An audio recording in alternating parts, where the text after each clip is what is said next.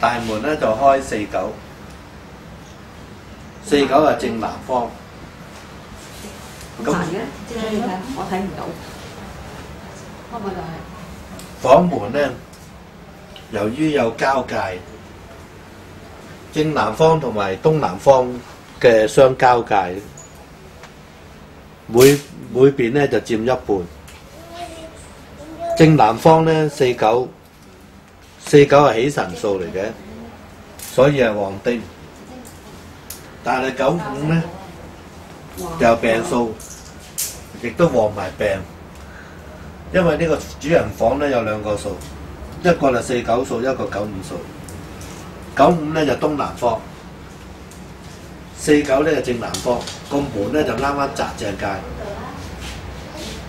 咁49咧木生火旺咧，無疑係旺丁，同埋喜事，即是咧好容易生仔女。呢個主人房。但係有5喺度都較忌。如果能夠改房門就最好。嚇，改房門？假如不過唔係咁易辦。唔係咁易辦，你未聽晒。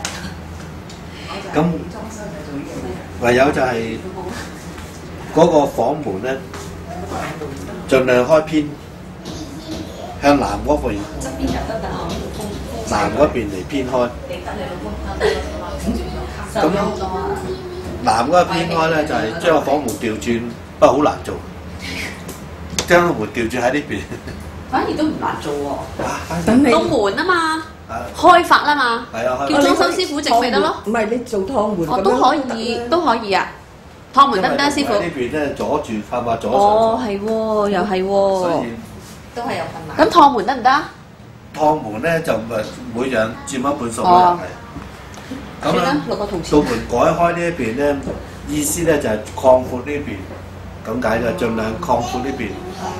即係開門咧，因為由於道門咧改咗裝呢邊，變咗咧呢邊有道門就阻住㗎啦。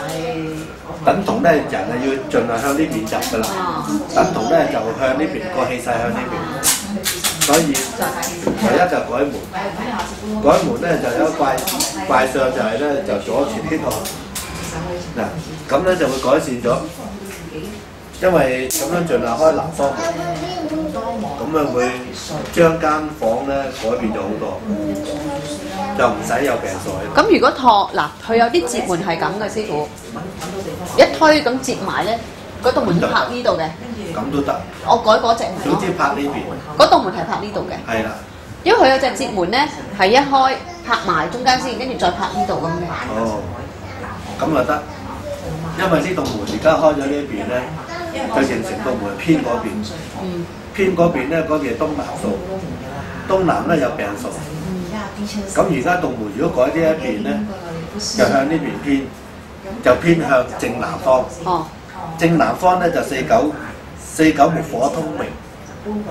咁喜事齊來，辦完喜事又辦喜事，咁個分別就係咧，咁即係起碼冇咗病星人呢個主人房。咁即係呢度最急要做喎。係啊，如果做到就做。做到嘅，因為我知道有啲接門係咁噶嘛，2趟噶嘛，即係咁閂再拍呢度噶嘛。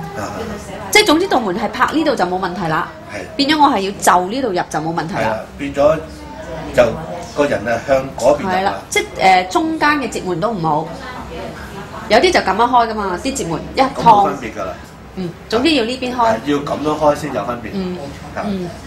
個分別就係因為咧個大門咧就窄界，窄界就兩邊數都有。咁呢邊呢個數唔好。咁算唔算動土咧？如果我講咁樣。凡裝修都動土嘅。咁我怕唔怕動土？而家南方動土，睇先，今年睇點先。因為呢棟門咧就圍住南方，喺屋嘅中間嚟度。咁要動土咧就好簡單啫，因為南方咧有2黑星喺度，咁敲2下先。喺邊度敲？咪上天花板又得，地下又得。呢個位啊？係。呢條喺入邊。入咗房，喺呢度敲兩下，然後先至拆門，然後先至拆門整，係啦，先開始開工啦。好好好，各敲兩下。需唔需要擇日啊？唔使，隨時都得。係咁樣就改善咗呢間房。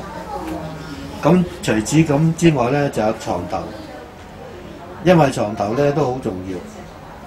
而家床頭咧有1/5數喺度嘅，1/5咧就有五黃嗰個病星，所以咧就係有腸胃病。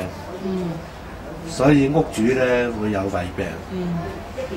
就係因為呢個有5黃數喺度。佢瞓呢邊嘅喎。就係呢度有水，就係呢度有水。因為呢邊咧就38選笑口。係咩啊？就唔選笑口，就不利 BB。